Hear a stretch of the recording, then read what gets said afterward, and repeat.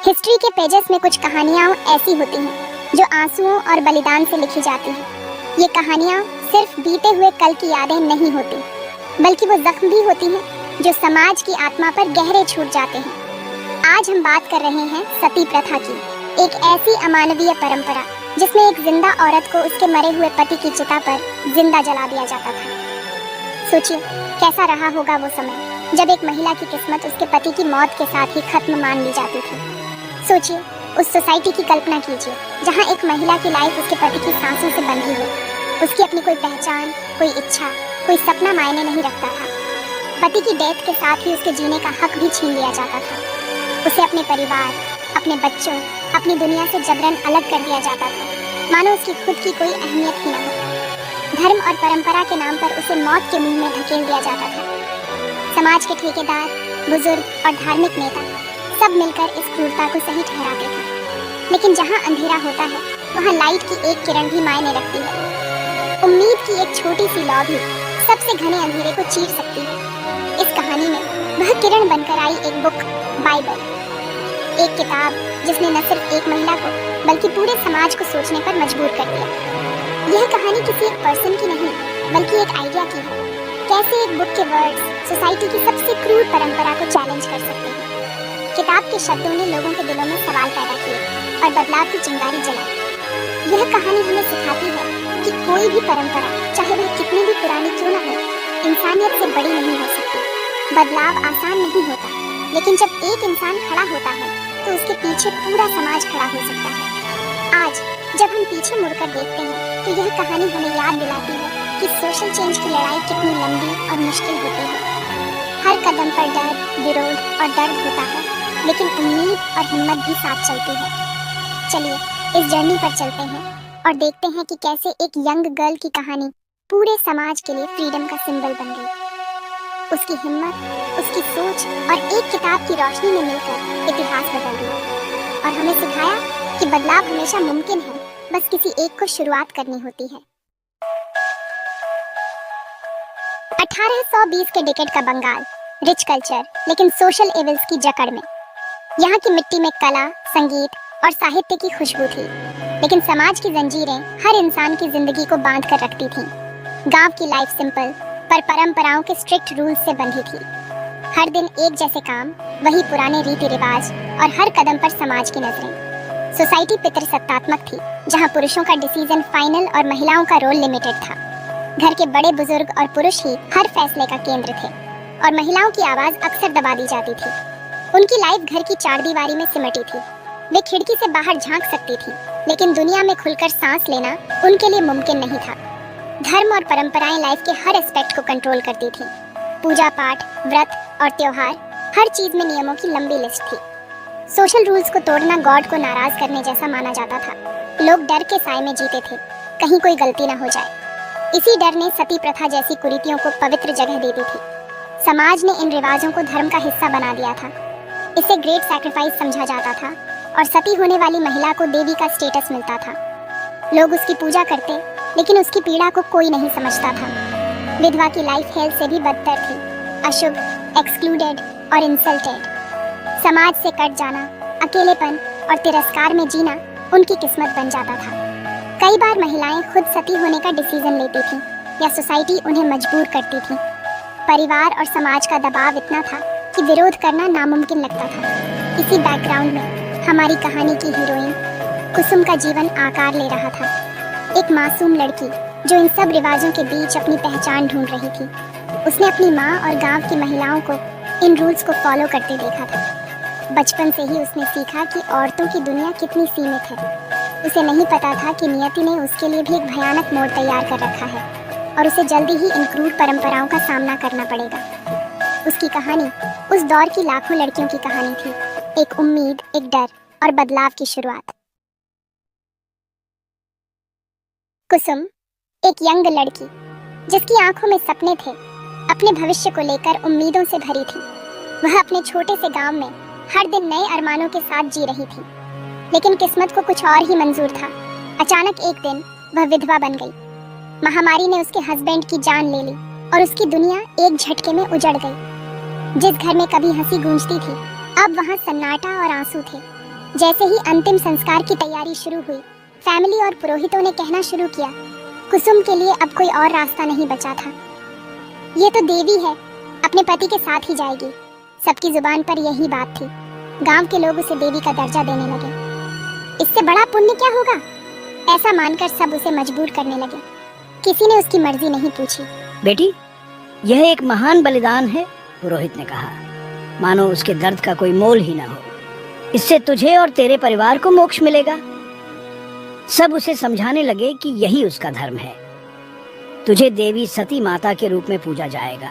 लोग फूल चढ़ा रहे थे, जैसे उसकी तकलीफ कोई मायने ही नहीं रखती। ये वर्ड्स कुसुम के लिए डेथ सेंटेंस जैसे थे। उसके लिए ये सम्मान नहीं, एक सजा थी। उसके अपने लोग उसे मौत की ओर धकेल रहे थे। किसी को उसका दर्द नहीं दिख रहा था। हर कोई बस रस्म निभाने में लगा था। अंतिम संस्कार का दिन आ गया। गांव में एक अजीब सा माहौल था, जैसे कोई बड़ा त्योहार हो। कुसुम को दुल्हन की तरह सजाया गया, लेकिन यह उसकी अर्थी की तैयारी थी। उसकी आंखों में डर और बेबसी साफ झलक रही थी। गांव के लोग फेस्टिवल की तरह जमा थे, मानो कोई पवित्र अनुष्ठान देखने आए हों। किसी के चेहरे पर अफसोस नहीं था। उसकी चीखें ढोल के शोर में दब गईं। उसकी आवाज किसी तक नहीं पहुंची। वह क्राउड में किसी हेल्प की तलाश कर रही थी, लेकिन चारों ओर केवल पत्थर के चेहरे थे। कोई उसकी आंखों में झांकने की हिम्मत नहीं कर रहा था। धर्म के नाम पर एक जिंदा इंसान को जलते देखने की क्यूरियोसिटी इंसानियत पर भारी पड़ रही थी। कुसुम की पीड़ा सबके लिए एक तमाशा बन गई थी। उसी टाइम गांव से एक क्रिश्चियन मिशनरी जॉन गुजर रहे थे। उन्होंने क्राउड और ढोल नगाड़ों का शोर सुना और समझ गए कि कुछ भयानक होने वाला है। जॉन भीड़ को चीरते हुए आगे बढ़े। उन्होंने पुरोहितों को रोकने की कोशिश की। उसे जाने दो, यह मर्डर है। किसी भी गॉड को एक जिंदा इंसान की बलि की जरूरत नहीं। भीड़ ने उन्हें फॉरेनर कहकर पीछे धकेल दिया। यह हमारा धर्म है, हमारी परंपरा है। तुम इसमें दखल देने वाले कौन होते हो?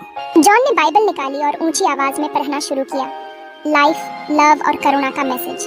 मैं इसलिए आया हूँ कि वे जीवन पाएं और बहुतायत का जीवन पाएं। जॉन के वर्ड्स ने भीड़ के शोर को कुछ पल के लिए शांत कर दिया। कुसुम को एक होप की झलक मिली।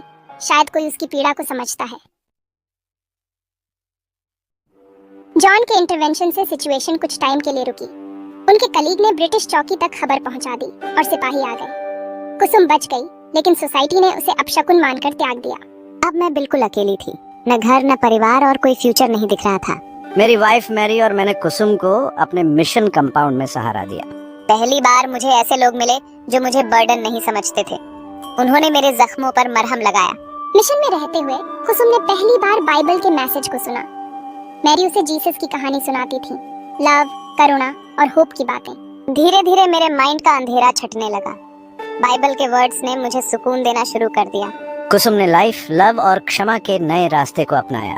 यह उसके लिए गहरा आत्मिक एक्सपीरियंस था। यह उसके लिए कन्वर्जन से कहीं बढ़कर था। यह उसकी मुक्ति थी। मेरा नया जीवन आसान नहीं था। गांव वालों ने मुझे पूरी तरह एक्सक्लूड कर दिया। मैं अपने ही लोगों के बीच स्ट्रेंजर बन गई थी। लेकिन कुसुम अब डरी सहमी लड़की नहीं थी। बाइबल से मिले फेथ ने उसे करेज और सेल्फ रिस्पेक्ट दिया था। उसने सोसाइटी के अपोजिशन का सामना लव और सर्विस से किया। जॉन और मैरी की हेल्प से उसने पढ़ना लिखना सीखा और दूसरी बेसहारा लड़कियों की हेल्प करने लगी।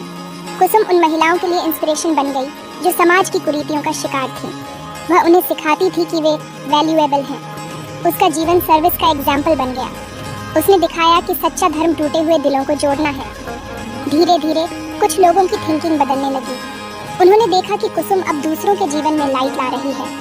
कुसुम के करेज और सर्विस ने कई दिलों में रिस्पेक्ट और एक्सेप्टेंस का बीज बो दिया था। कुसुम की कहानी अकेली नहीं थी। 19वीं सदी में कई सोशल रिफॉर्मर्स और मिशनरी सती प्रथा के अगेंस्ट आवाज उठा रहे थे। मिशनरियों जैसे विलियम कैरी ने इसके अगेंस्ट कैंपेन चलाया, आर्टिकल्स लिखे और ब्रिटिश गवर्नमेंट पर प्रेशर बनाया। इसी दौर में राजा राम मोहन राय ने भी सती प्रथा के अगेंस्ट मूवमेंट को लीड किया। उन्होंने आर्ग्यू किया कि यह प्रथा धर्म का पार्ट नहीं बल्कि सोशल ईविल है। इन एफर्ट्स ने ब्रिटिश गवर्नमेंट को इम्प्रेस किया। लॉर्ड विलियम बेंटिंक ने एविडेंस का स्टडी किया और इंटरफेयर करने का डिसीजन लिया। फाइनली 4 दिसंबर 1829 को बंगाल सती रेगुलेशन एक्ट पास हुआ। सती प्रथा को इलीगल और पनिशेबल क्राइम डिक्लेयर किया गया। यह उन सभी की जीत थी जिन्होंने इसके अगेंस्ट आवाज उठाई। रिफॉर्मर्स, मिशनरी और कुसुम जैसी ब्रेव वुमेन। ये लॉ इस बात का सिंबल था कि जब लोग अच्छाई के लिए एक साथ खड़े होते हैं तो वे हिस्ट्री की डायरेक्शन बदल सकते हैं। कुसुम की कहानी केवल धर्म परिवर्तन की नहीं बल्कि मुक्ति और पुनर्जीवन की है। सोसाइटी ने उसे डेड डिक्लेयर कर दिया था, लेकिन नए फेथ ने उसे फिर से लाइफ दी। बाइबल का मैसेज उसके लिए नई आइडेंटिटी था। वह न तो विधवा है न अपशकुन, बल्कि एक रेस्पेक्टेड पर्सन है। इस अंडरस्टैंडिंग ने उसे सोशल और मेंटल स्लेवरी से फ्री कर दिया। उसका ट्रांसफॉर्मेशन एक्सटर्नल नहीं बल्कि इंटरनल था। ये कहानी दिखाती है कि सच्चा सोशल चेंज केवल लॉज से नहीं, दिलों के बदलने से आता है। सती प्रथा पर बैन एक स्टेप था, लेकिन रियल चेंज तब आया जब लोगों ने वीमेन को नए पर्सपेक्टिव से देखना शुरू किया। कुसुम जैसी महिलाओं के करेज और सर्विस ने सोसाइटी को आईना दिखाया। उसकी लेगेसी उन जिंदगियों में है जिन्हें उसने छुआ। यह फेथ का ट्रू मीनिंग है। ये कहानी केवल बाइबल और सती प्रथा के कन्फ्रंटेशन की नहीं, बल्कि दो आइडियोलॉजीज के कॉन्फ्लिक्ट की है, डेथ और फियर बनाम लाइफ और लव। कुसुम की कहानी प्रूफ है कि एंड में लव की ही जीत होती है। करुणा और करेज सबसे गहरी कुरीतियों को भी चैलेंज कर सकते हैं। ये कन्वर्जन की नहीं, ट्रांसफॉर्मेशन की कहानी है। कुसुम ने फियर को छोड़कर लव, निराशा को छोड़कर होप और डेथ को छोड़कर लाइफ को अपनाया। आज भी कई इनविजिबल सती प्रथाएं मौजूद हैं जो लोगों को उनके पूरे पोटेंशियल से जीने से रोकती है। कुसुम की कहानी हमें इंजस्टिस के अगेंस्ट आवाज उठाने के लिए इंस्पायर करती है।